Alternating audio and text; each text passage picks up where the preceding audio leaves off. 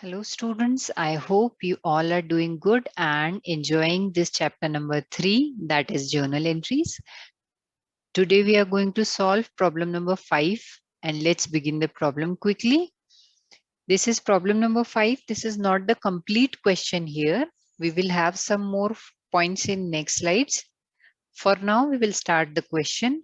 Journalize the following transactions in the books of Kunal stores. Okay, so we will put a heading here in the books of Kunal stores. Then journal we will write and we will prepare a format like this. Now let's quickly start the question.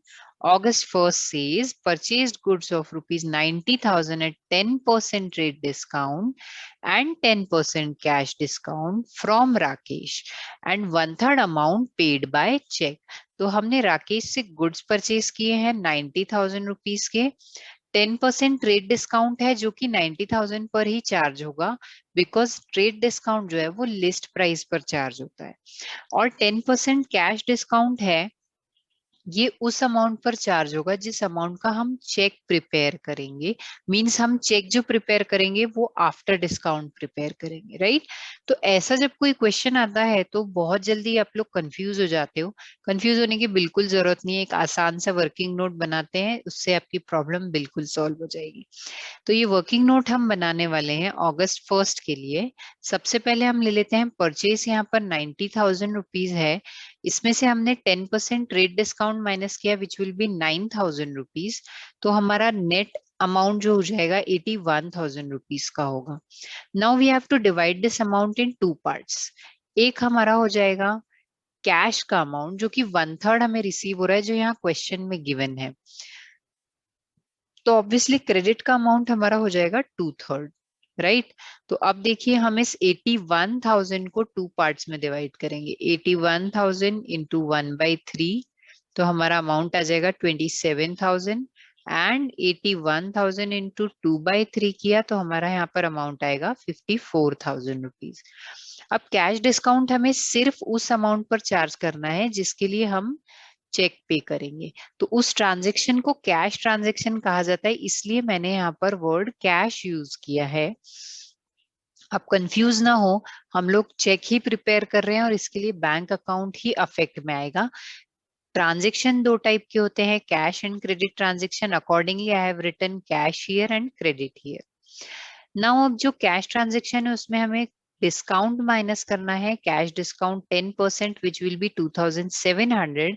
So minus करने के बाद जो amount आया 24,300, this will be our cheque amount, right. तो अब ये check कर लेते हैं यहाँ कौन कौन से अमाउंट हम लिखने वाले हैं और इसके लिए कौन सा अकाउंट अफेक्ट में आएगा. फर्स्ट वन इज 81,000 रुपीज की हमारी परचेस है, तो एक परचेस अकाउंट आ जाएगा. देन हम लोगों ने जो कैश ट्रांजेक्शन किया है उसके लिए हमने चेक प्रिपेयर किया है, तो दूसरा जो है वो बैंक अकाउंट आएगा which will be for 24,300 rupees. Then हमें कैश डिस्काउंट रिसीव हुआ है जो हमारी इनकम है, तो इसके लिए cash discount received account affect में आना चाहिए. और क्रेडिट ट्रांजेक्शन जो है उसके लिए राकेश अकाउंट यहाँ पर अफेक्ट में आना चाहिए. अब कौन सा अकाउंट डेबिट होगा और कौन सा अकाउंट क्रेडिट होगा. तो देखिए जब हम परचेज करते हैं तो हम लोग हमेशा परचेज अकाउंट डेबिट करते हैं, राइट. और इस परचेज के लिए जितना अमाउंट हमें रिसीव हुआ है उसके लिए हम बैंक को क्रेडिट करेंगे. जो रिसीव नहीं हुआ है उसके लिए हम राकेश अकाउंट को क्रेडिट करेंगे. और ये जो कैश डिस्काउंट है हमारी इनकम है इसलिए हम इसे भी क्रेडिट करेंगे. तो अब यहाँ पर एंट्री बहुत आसान हो जाती है. Let's see. 2018 August 1st, purchase account debit 81,000 rupees se, which is here. Then to bank account 24,300 rupees. Then to cash discount account 27,000 rupees. यहाँ पर आप कैश डिस्काउंट, सिर्फ कैश डिस्काउंट की जगह कैश डिस्काउंट रिसीव्ड अकाउंट भी लिख सकते हैं, 2,700. नेक्स्ट आ जाएगा to Rakesh account, because Rakesh जो है हमें उससे ये अमाउंट पे करना है, he will be your creditor, तो 54,000 रुपीज वो आ जाएगा. Being purchase goods from Rakesh and 1/3 amount paid by cheque. ये हमारी नरेशन हो जाएगी.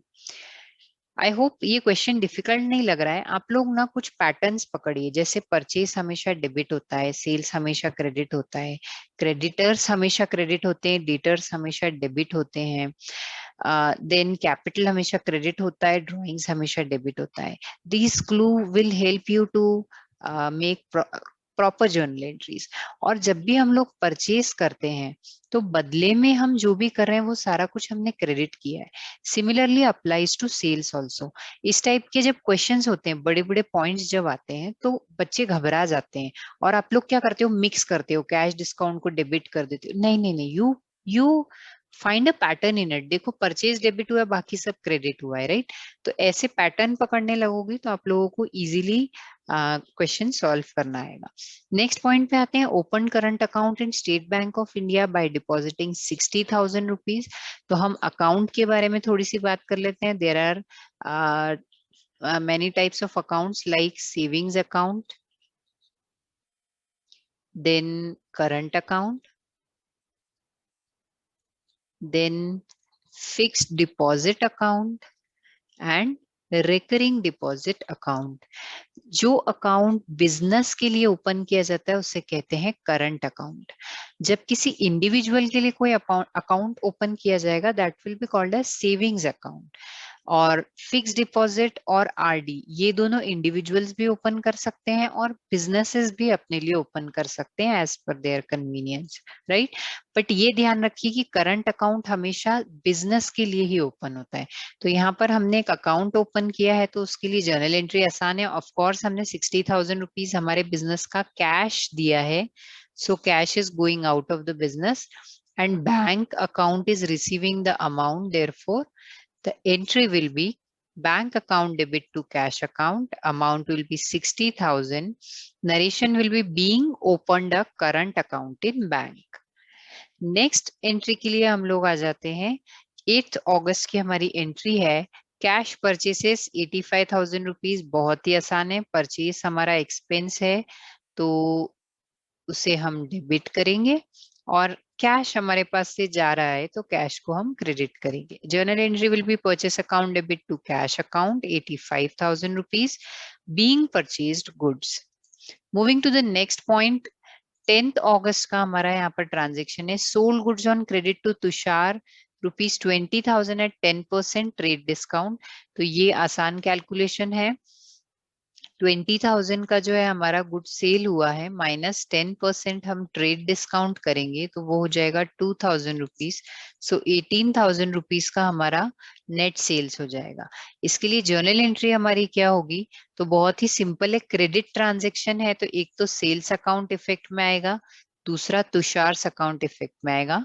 तो देखिए Tushar account debit to sales account यहाँ पर एंट्री होगी। Amount will be 18,000। Narration being sold goods to Tushar at at 10% trade discount. Next 10th को हम आ जाते हैं, 12th अगस्त को हम लोग आ जाते हैं। Paid salary ₹4,000।